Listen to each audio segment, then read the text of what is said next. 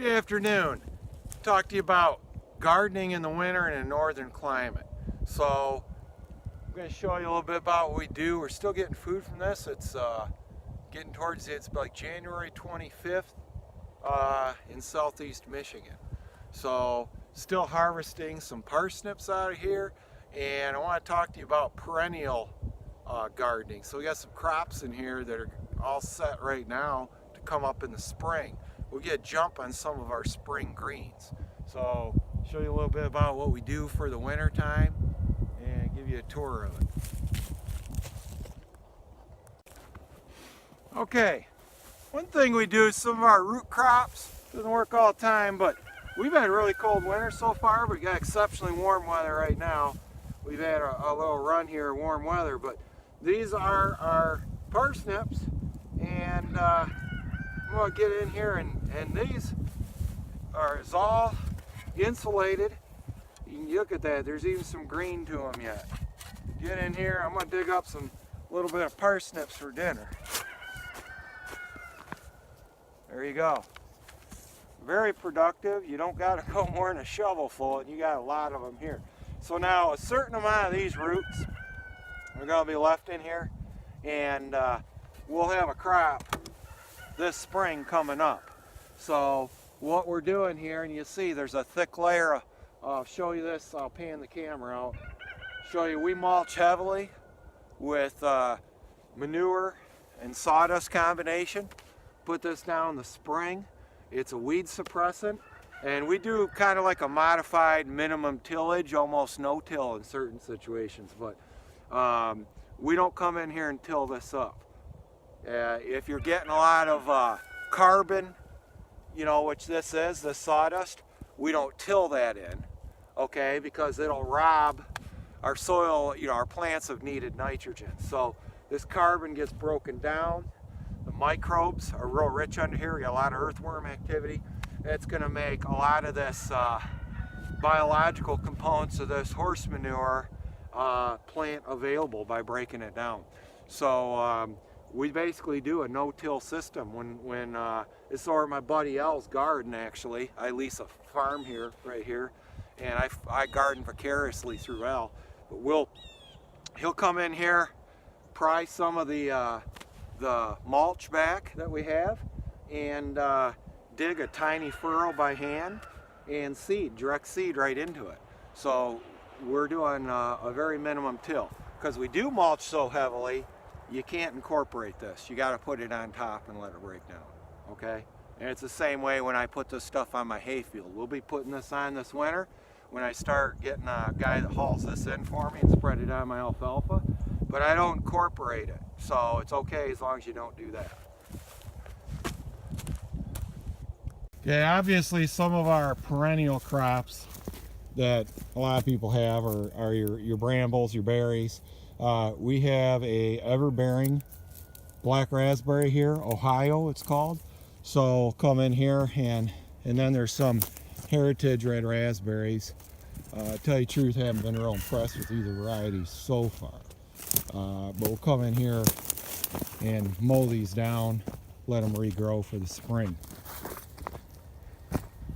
This is where we had arugula.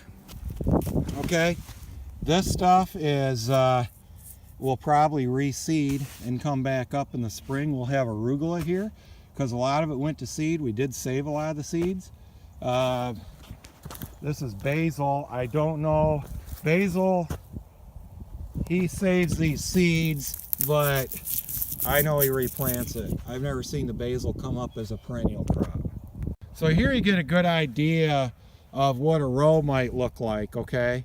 So Al comes in here in the springs, takes a pitchfork, puts the mulch to the side, digs with that fork, you know, overturns the row a little bit. He does fluff it up, maybe about 6 inches wide, and then direct seeds into that.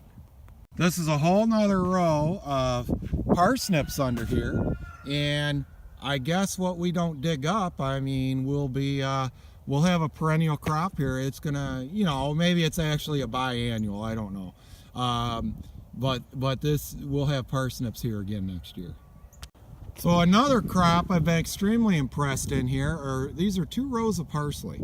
Parsley doesn't look like much now, but parsley's a real good biannual. So we'll have a jump. We'll be eating parsley probably the 1st of May. 1st to 2nd of May, we're still planting greens like lettuce and all that. We'll already be getting parsley and arugula and cilantro as well. So here's a row of cilantro, you know, all the way down here. And, you know, cilantro has not quite as hardy, I would say, as the parsley, but been real impressed at it. Let me give you a close-up of this. So this is a cilantro, and we'll have a crop here. Cilantro comes up real early. Now, you know, again, if you get a hard frost, 25 degrees or below, it knocks it right out. Parsley's a little bit stronger, but I'd put the cilantro on the same hardiness, I guess, as arugula. And again, a little bit of an overview of how we do our rows and our mulching. We're gonna, you know, again, add some more mulch to this in late this winter. And we get a lot of weed suppression here. We still do have to come in and weed. Now, this whole area you're seeing here, this is spinach. So we're gonna have spinach coming up in this area, and you see it overlapped onto the mulch. And again, spinach can be really good. That'll reseed and come up. Again, we're maximizing our effort here. We've had real good luck with mustard greens, the hardiness of them. Don't remember what variety of mustard greens these are, but they will be prolific, and they've been here about 4 years now in the same spot and reseeded. This is just a quick little tour to demonstrate to you that you can be benefiting year-round from a garden in northern climate. It's out here, it's 25 degrees today. You know, the only thing I can harvest right now, obviously, is those parsnips. But you know, I'm excited. I'm gonna have some greens. I'm seeing some good results that I think that the arugula, cilantro, parsley, and spinach has a good chance of overwintering.